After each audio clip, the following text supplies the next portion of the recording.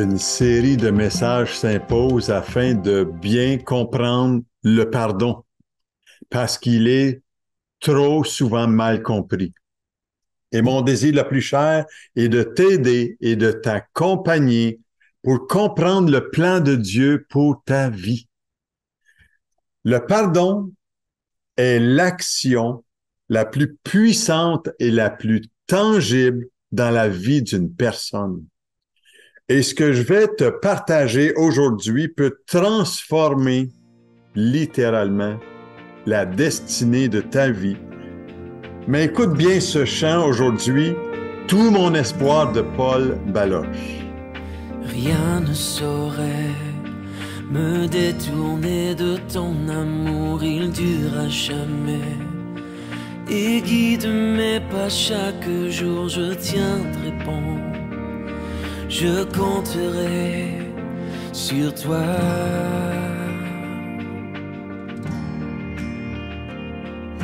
Rien ne saurait restreindre ta fidélité, ta grâce, je sais. Mon tour dans l'obscurité, je tiendrai bon. Je compterai sur toi.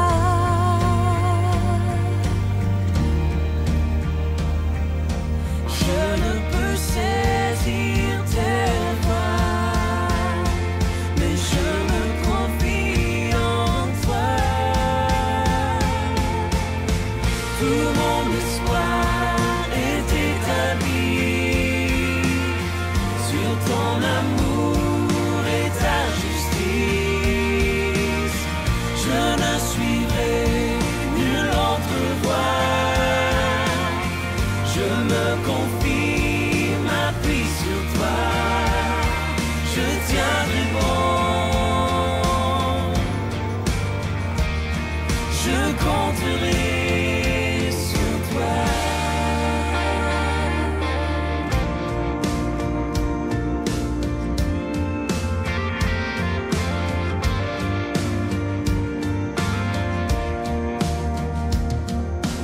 Toi mon abri, quand la tempête vient souffler, tu es mon appui. Et quand survient l'adversité, je tiendrai bon. Je compterai sur toi.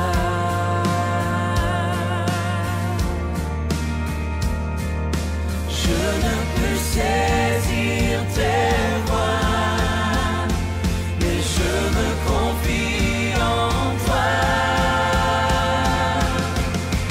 Tout mon espoir est établi sur ton amour et ta justice. Je ne suivrai nulle autre voie. Je me confie, m'appuie sur toi. Je tiendrai bon. Je compterai sur toi.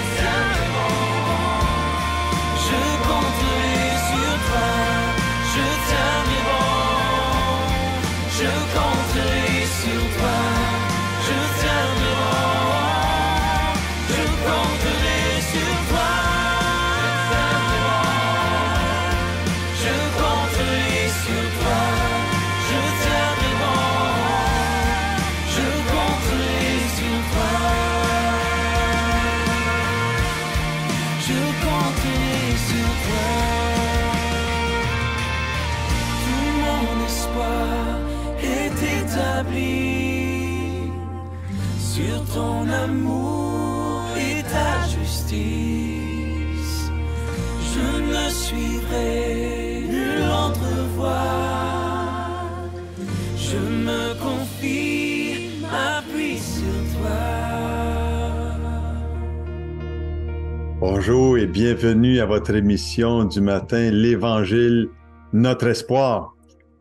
J'ai une bonne nouvelle pour toi aujourd'hui. La puissance du pardon corrige et restaure notre façon de vivre. Le plan de Dieu pour ta vie, c'est de cultiver des relations harmonieuses entre tes enfants, tes amis, ta femme, ou toi qui es une femme, ton mari, entre tes voisins, entre ton patron. Dans toutes les sphères de nos relations, Dieu désire que le pardon soit appliqué à notre vie. Et j'aimerais que tu puisses savoir aujourd'hui que la clé dans nos relations, c'est le pardon passé, mais le pardon donné. Le pardon passé parce que Christ est venu dans ce monde un jour pour nous donner l'exemple de ce que le pardon doit être dans notre vie et dans nos relations, mais aussi à notre tour de donner le pardon afin d'avoir cette harmonie dans la destinée de notre vie. Et vous savez, le pardon, c'est la base de la foi en Christ. Il est venu pour ça. Il est mort pour nos péchés afin de nous pardonner, de nous libérer, mais qu'on puisse aussi à notre tour libérer les gens qui nous rendent des offenses. Jésus a bien déclaré dans sa prière du Notre Père, dans l'Évangile de Matthieu, chapitre 6, verset 12, et c'est un rappel que je ne dirai jamais, jamais assez. Peut-être que tu as récité cette prière du Notre Père longtemps dans ta vie.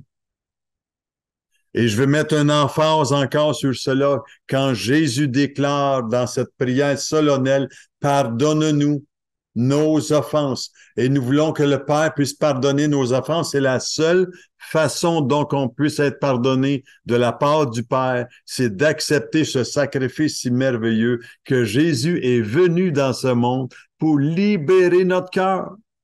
Je l'ai fait à l'âge de 22 ans. Et ma vie n'a plus jamais été la même. Mais à mon tour, je devais aussi pardonner à ceux que j'ai blessés, à ceux qui m'ont aussi offensé. Le pardon, vous savez, n'est pas une idée doux et platonique, prêt à être répandu dans le monde comme on répandrait un parfum hors de son flacon. Le pardon est douloureusement difficile, disait Philippe Yancey. Et partant du contexte de l'Afrique du Sud et des conséquences de l'apartheid avec Nelson Mandela, l'archevêque Desmond Tutu a déclaré ceci, une parole tellement puissante, sans pardon, il n'y a pas de futur. Arrêtez-vous un peu à cela, là. Si dans notre vie entière, nous aurions appris à pardonner, le monde ne serait plus ce qu'il est dans mon entourage. Et ce qui est vrai pour les individus est vrai pour les familles et c'est vrai aussi pour les amis et toutes les sphères de nos relations dans un village, dans une ville, dans une province, dans un pays. C'est une parole certaine que la puissance du pardon agit profondément dans l'être humain. Et sans pardon, il n'y a pas de liberté. Sans pardon, il n'y a pas de restauration. Sans pardon, il n'y a pas de guérison. Et vous savez, dans un monde dans lequel nous vivons, où il y a de la douleur, de la haine, de l'animosité entre les races, entre les nations, le pardon, est-ce qu'il est possible encore, Denis? Ou est-ce que c'est juste un rêve lointain, impossible à surmonter, une théorie irréalisable peut-être. Moi, j'aimerais peut-être changer cette atmosphère qu'il y a par l'aide que l'Esprit de Dieu peut faire dans ta vie. Et ça commence avant tout par nous, personnellement. Je ne peux pas changer le monde, mais je peux faire une chose, que ma vie puisse être changée. Oui, le pardon complet est la meilleure solution pour quiconque. Et c'est tellement au-delà de nos possibilités que pour nous, je ne peux pas me contenter de moins que cela. Je ne peux pas être épanoui sans le pardon dans ma vie. Je l'ai expérimenté. Et il est important de se rendre compte que Dieu veut nous faire comprendre son plan et qu'à cause de notre nature pécheresse, nous nous éloignons de ce que lui a de meilleur. Le pardon, le pratiquez-vous? J'aimerais que vous sachiez que le pardon des péchés, c'est le plan le plus, je dirais le plan majeur pour ta vie. Le plan prioritaire dans la Bible. La Bible a beaucoup à dire concernant le pardon parce que c'est là que tout commence.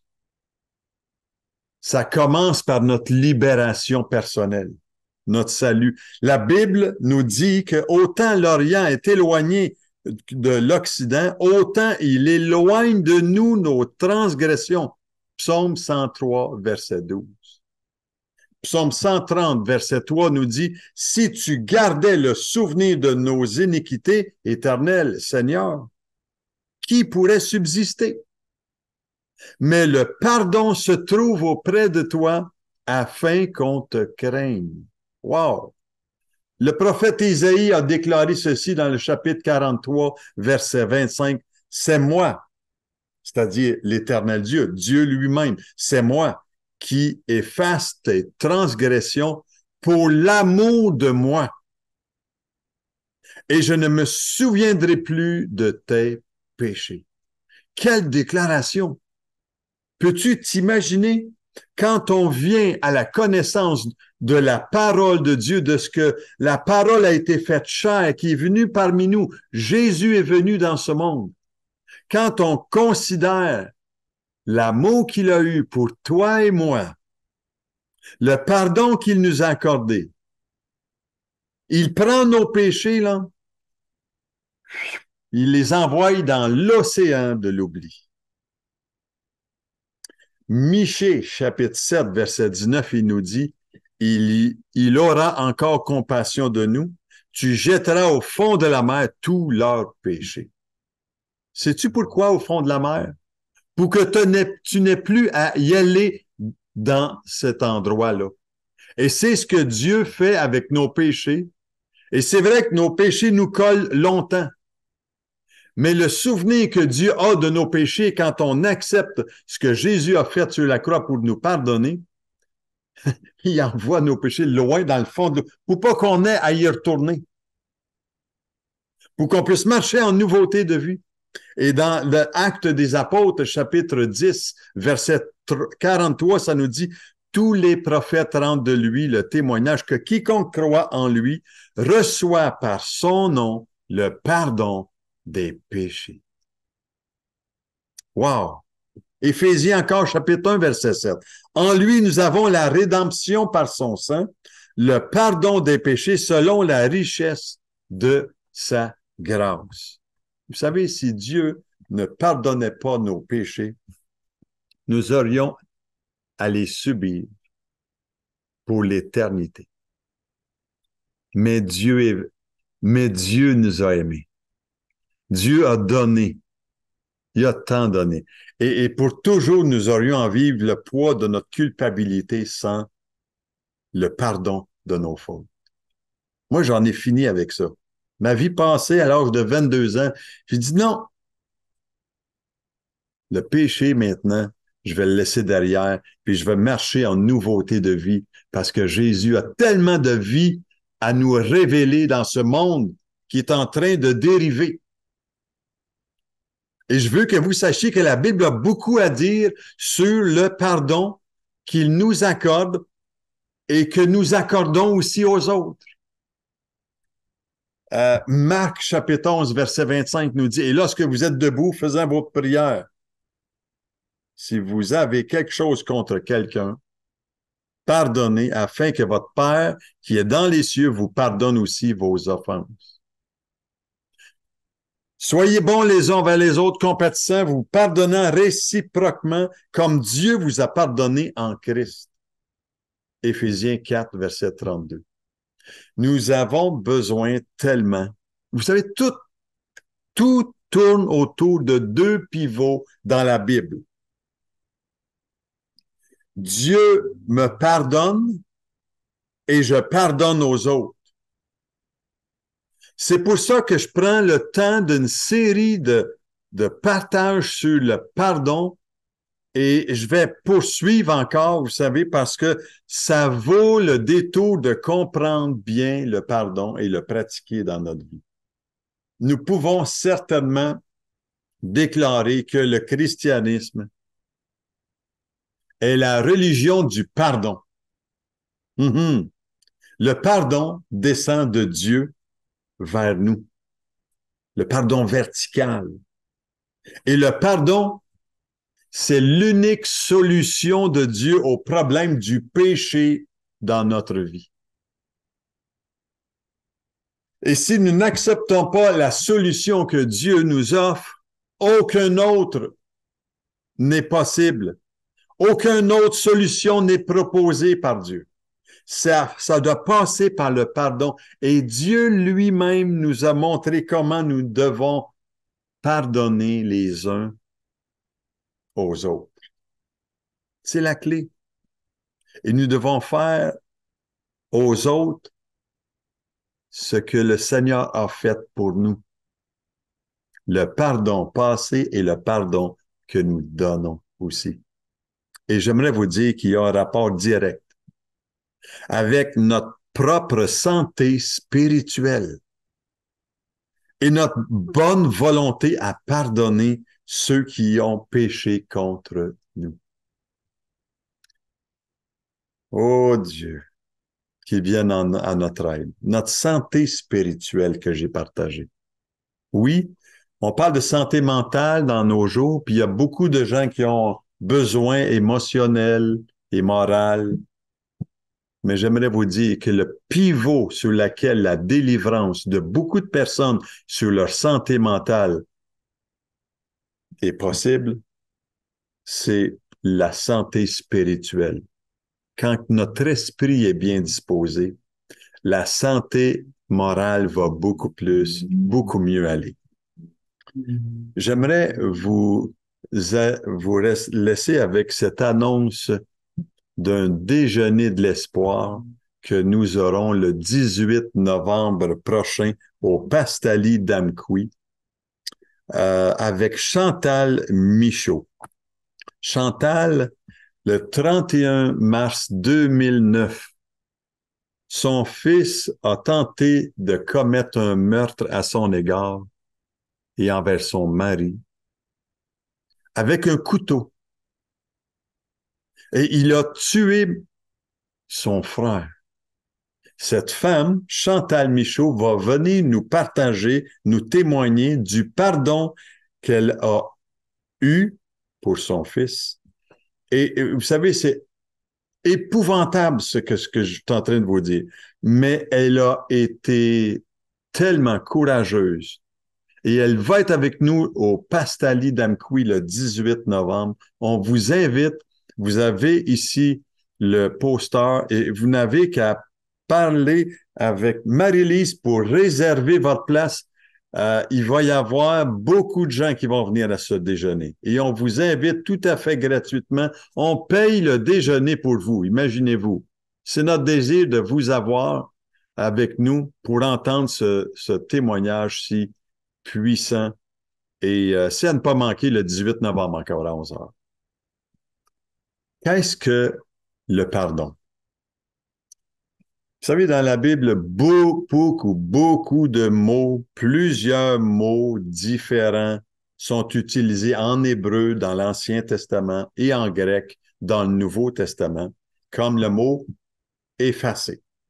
Le pardon signifie effacer, qui veut dire que Dieu efface toute la liste des péchés que nous avons commis. En d'autres mots, en hébreu, ça signifie aussi lever, transporter, porter au loin. Parlant de l'enlèvement complet de nos fautes comme un fardeau lourd que nous portons sur nos épaules. Il y a un autre mot ici qui nous dit, concernant le pardon, libérer la dette. Et ça indique que les punitions qui nous étaient infligées sont annulées. Wow! Il y a un autre mot qui veut dire aussi faire grâce. C'est le mot, en d'autres mots, charizomai en grec, qui veut dire accorder une faveur. Est-ce que tu t'accordes, toi, une faveur de pardonner à quelqu'un qui te doit une dette? Croyez-vous que le pardon est immérité? Oui, absolument. C'est une grâce. C'est une grâce que je reçois, c'est une grâce, c'est un don que Dieu aussi me demande de faire.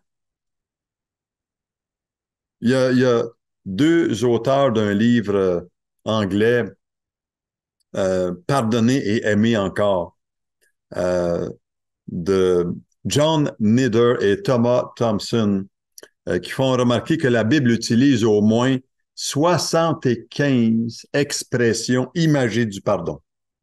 J'aimerais que vous en partagiez quelques-unes ici de ces images sur le pardon.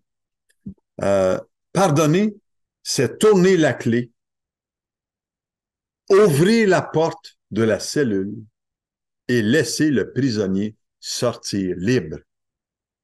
Pardonner, c'est écrire en grosses lettres concernant une dette. Ne doit plus rien. Pardonner, c'est frapper avec son marteau dans une salle du tribunal qui déclare non coupable. Pardonner, c'est lancer une flèche si haut et si loin qu'on ne puisse plus la trouver. Pardonner, c'est rassembler toutes les ordures et les déchets et s'en débarrasser en laissant la maison propre et fraîche. Pardonner, c'est larguer les amarres d'un bateau et le laisser partir en pleine mer. Pardonner, c'est accorder une amnistie totale à un crime condamné. Pardonner, c'est relâcher l'étranglement d'un adversaire dans une lutte. Pardonner, c'est décaper un mur de graffiti en le laissant comme neuf. Toutes ces belles expressions sur le pardon. Un autre, pardonner, c'est briser un vase d'argile en 1000 morceaux afin qu'on ne puisse jamais recoller les morceaux. Imaginez-vous. Imaginez-vous un banquier. Vous êtes un banquier, OK? Et dans vos mains, vous avez les dossiers d'une énorme dette d'un client. Wow! Et là, tu vois toutes les choses qui sont dues de ce client. Qu'est-ce qu'il y a sur cette liste-là? Plein de choses. Dans ce dossier, il y a la calomnie, il y a de la fraude, il y a du vol, il y a du mensonge, il y a de la zizanie, il y a de la haine, il y a de l'angoisse, il y a de la peur. Et en d'autres mots, vous prenez soin de cette liste-là et vous la repasser à nouveau, mais au lieu de la remettre dans le dossier de toute cette pesanteur, cette lourdeur dans le dossier en tant que banquier, vous la déchirez en 1000 morceaux, puis vous accordez le pardon. Et vous savez, quand on pardonne consciemment devant Dieu, on annule la dette. Nous abandonnons la charge qui est due de quelqu'un. Nous accordons la grâce à un prisonnier. Et nous libérons celui qui a été offensé. Souvenez-vous que le pardon n'est pas la même chose que la réconciliation ou la restauration. Nous parlons ici de la grande œuvre qui se fait dans le cœur d'une personne, avec des émotions, avec des troubles parfois de comportement. Mais le pardon, quand il agit, n'est pas un de ces trucs. Il est une œuvre puissante que Dieu t'accorde aujourd'hui. Il veut qu'on puisse déployer ce pardon pour qu'on puisse libérer, premièrement, notre cœur, mais libérer ceux qui sont dans des relations difficiles avec vous aussi. Et ce n'est pas non plus un moyen pour manipuler les autres et de les amener à confesser ces choses-là qui nous ont fait tant souffrir. On ne peut pas forcer quelqu'un à nous pardonner. Ma responsabilité, c'est de pardonner. Si je veux être pardonné par le Père Céleste et vivre dans le pardon. Et le pardon, c'est quoi? C'est un choix. C'est un choix, une décision volontaire, et ce n'est pas un sentiment. Dieu ne dit pas pardonnez si vous le sentez. Non. C'est pas une affaire de sentiment. Il est possible que si vous êtes profondément blessé, vous ne sentiez jamais l'envie de pardonner. Et le pardon, c'est un choix, une décision que vous prenez dans votre cœur. Ça prend une volonté ferme et vous pouvez choisir de libérer les autres du péché qu'ils ont commis contre vous. Et c'est ce que l'apôtre Paul dit dans 1 Corinthiens chapitre 13, verset 5, qui nous dit, concernant l'amour, il ne soupçonne point le mal. L'amour ne fait pas de calcul. Il ne tient pas de cahier de compte de tout le mal qui a été fait. Et le pardon veut dire qu'on laisse tomber la colère et l'idée de se revenger. C'est un acte de miséricorde que tu choisis à l'égard de celui, de celle qui te blesse. Vous avez probablement déjà entendu dire il ne mérite pas d'être pardonné. Et avec une colère. Et c'est sûr que non. Et personne ne mérite le pardon. Le pardon n'est jamais mérité. C'est un don de la grâce que vous accordez à quelqu'un qui vous a blessé. La même façon que tu as été gracié par le Père Céleste, j'accorde aussi. De quelle façon pardonnes-tu? Et le changement, vous savez, ça se produit d'abord en vous. Vous pardonnez à la personne dans votre cœur, et cela, ça reste entre vous et Dieu. Et ce changement aura pour résultat que vous éprouverez d'autres sentiments et des réactions différentes à l'encontre de l'autre personne, et vous allez commencer à déclarer des paroles de vie. J'en ai parlé dans un message autrefois. Quand tu pries de cette façon-là, tu commences à la bénir, la personne, à prier pour elle, que la faveur de Dieu lui soit accordée. Et le pardon n'est pas une question de rendre justice. C'est une question de grâce. Je termine avec cela aujourd'hui sur cette liste sur les conséquences du non-pardon. Vous allez me dire, Denis, c'est quand même exceptionnel, qu'est-ce que tu partages là. Vous savez, notre communion avec le Père est bloquée quand on manque de pardon. Le Saint-Esprit est attristé quand on manque de pardon. Et Dieu vous laisse seul à faire face aux problèmes de la vie quand on manque de pardon. Vous donnez accès au diable par votre amertume dans votre vie. Vous forcez Dieu à être contre vous si vous manquez de pardon. Vous perdez la bénédiction de Dieu sur votre vie.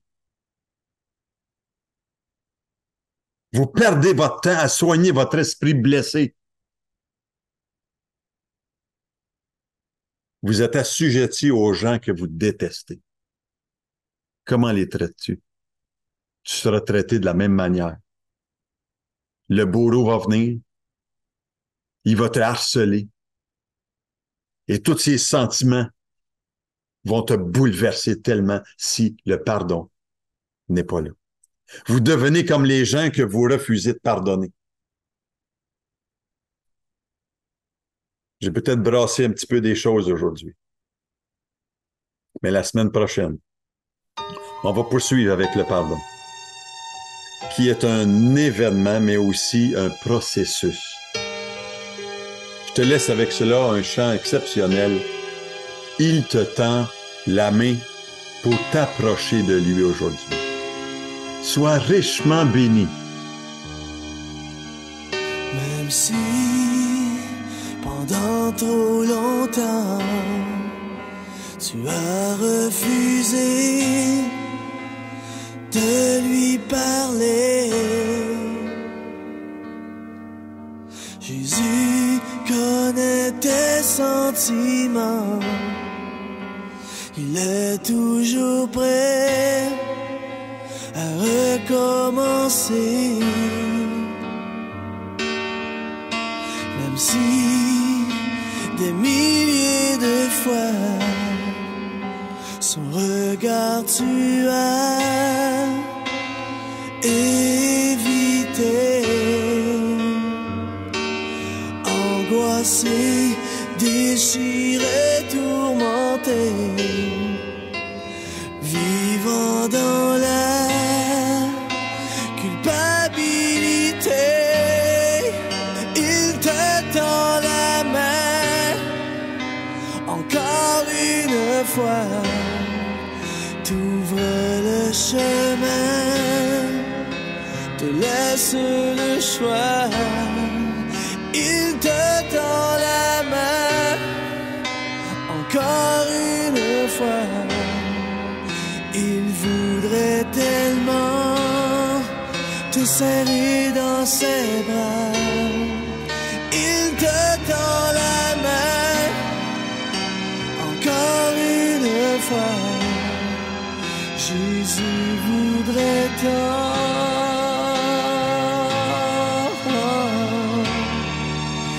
rebâtir ta foi.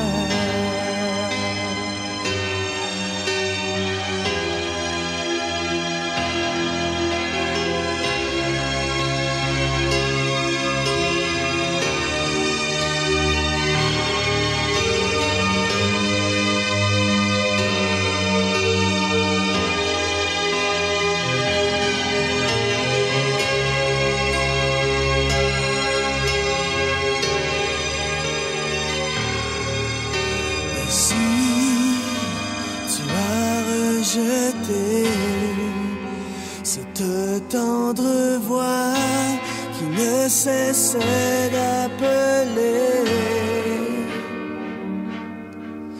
elle peut encore te diriger, souffler à ton oreille que tu es pardonné. Ne t'inquiète pas pour demain,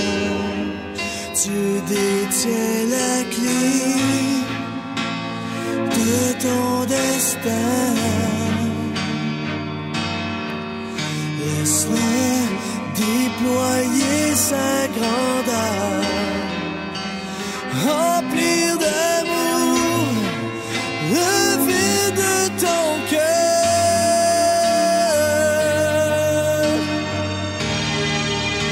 Il te tend la main encore une fois, t'ouvre le chemin, te laisse le choix. Il te tend la main encore une fois. Il voudrait tellement te serrer dans ses bras. Il te tend la main encore une fois. Jésus voudrait tant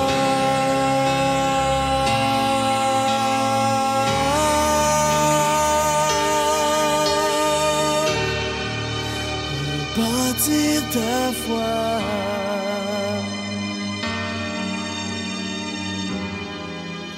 Il te donne la